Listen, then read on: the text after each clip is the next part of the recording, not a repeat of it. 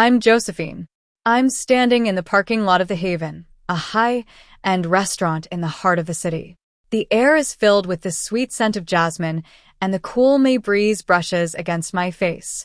Just 20 minutes ago, I walked out of that restaurant, leaving behind a 6-year marriage and a family that never truly accepted me. The memory of what happened inside the restaurant is still fresh in my mind. I entered the Haven, excited, yet a bit nervous about the dinner my mother-in-law, Amelia Reed, had organized to celebrate my husband, Henry's, supposed career milestone. As I approached the long table under the wrought iron chandelier, I noticed that every seat was taken. Each place card was engraved, and every chair was filled.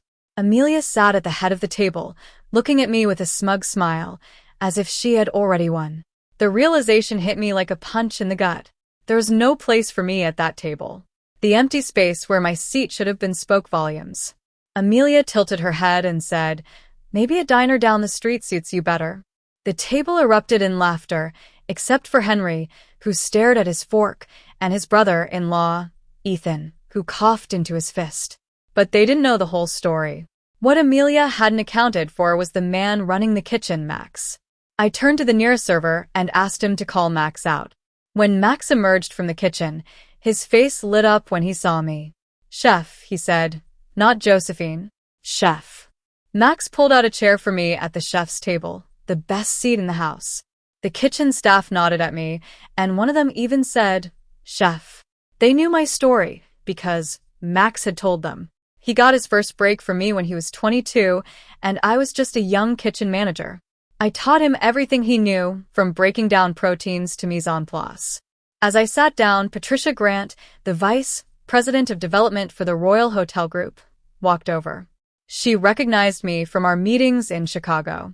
"You run Reed Hospitality Group," she said. "The pitch, the pro forma, the staffing model, that was all your work."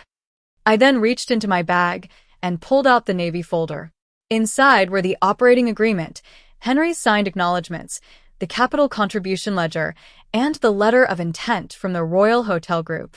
I opened the operating agreement to the section on membership interest.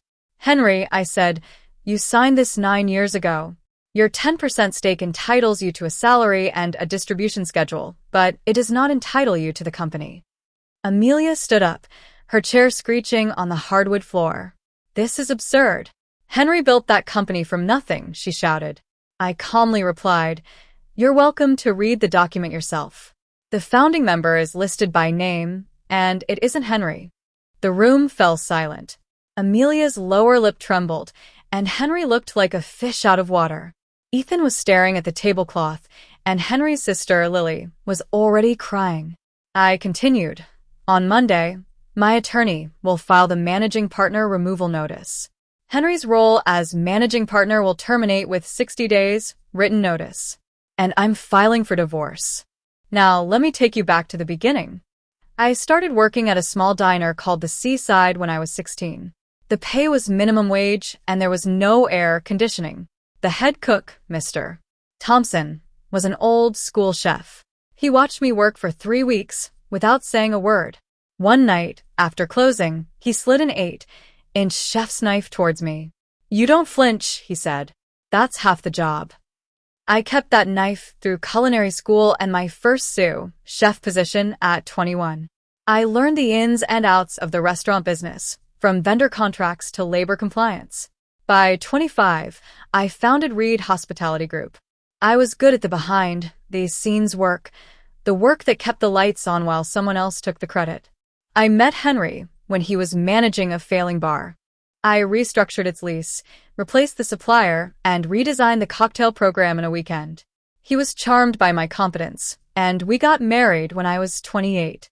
At that time, Reed Hospitality Group was starting to generate real revenue, and I needed someone to be the face of a company. Henry fit the role perfectly, or so I thought. Amelia was a woman who was all about appearances. She came from an old money family that had fallen on hard times. Her husband, Charles, had lost their fortune in a real estate deal when Henry was young. Amelia was determined to rebuild their reputation through social status and performance. She taught Henry and Lily that the appearance of wealth was more important than actual wealth. From the beginning, Amelia didn't accept me. She cropped me from family photos, introduced me as Henry's assistant at social events, and even told the caterer at our anniversary party that I could eat in the kitchen. Henry always made excuses for her behavior, saying, "She didn't mean it like that." 3 weeks before the dinner at the Haven, I landed the biggest letter of intent Reed Hospitality Group had ever received. The Royal Hotel Group wanted a flagship restaurant in their new downtown property with a 200-seat concept, a rooftop bar, a tasting room, and a budget of over $4 million for the build-out alone. I'd been working on this deal for 11 months, flying to Chicago twice, building the pitch deck, and sourcing the architect. But Amelia's invitation said, celebrating Henry's landmark partnership with the Royal Hotel Group. His partnership, his landmark. When the invitation arrived, Henry called Amelia to thank her.